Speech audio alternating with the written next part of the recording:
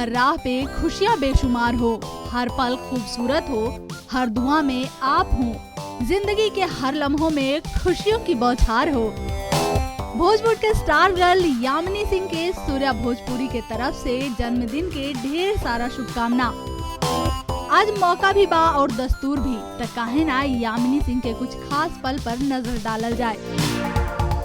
नवाबों के शहर लखनऊ के रहे वाली बाड़ी यामिनी सिंह, लेकिन इनकर जन्म पूरे महाराष्ट्र में भइल बा और ई कंप्यूटर इंजीनियरिंग में ग्रेजुएशन कैले बाड़ी।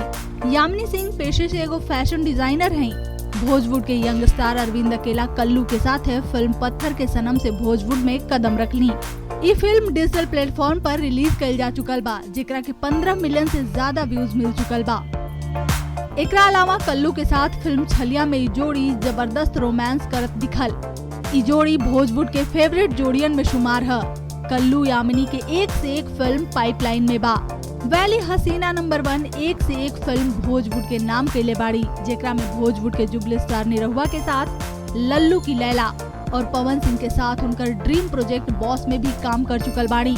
रवा के बता दें कि फिल्म बॉस के शूटिंग कंप्लीट हो चुकल बा। उम्मीद बा लॉकडाउन खुले के बाद ये फिल्म के ट्रेलर डिजिटल विंग पर रिलीज कैल जाई। यामिनी हिंदी फिल्मन में भी काम कर रहल बाड़ी, लेकिन इनकरा के भोजपुरी से खास लगाव है। रानी मुखर्जी के फिल्म मर्दानी 2 से प्रभावित बाड़ी और इनकर मानना बा कि ऐसन फिल्म भोजपुरी में भी बने के चाहिए।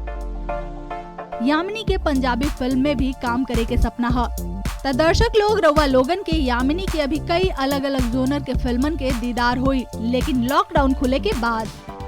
और हाँ, सूर्या भोजपुरी के तरफ से चलते चलते एक बार फिर से यामिनी सिंह के have a healthy happy birthday, stay home stay safe. Entertainment desk Surya Bhojpuri. और हाँ, भोजपुर के हर अपडेट जाने खातिर कनी सूर्या भोजपुरी के यूट्यूब चैनल सब्सक्राइब और बेल आइकन जरूर दबाई और जानी हर अपडेट अपन फेवरेट सितारन के।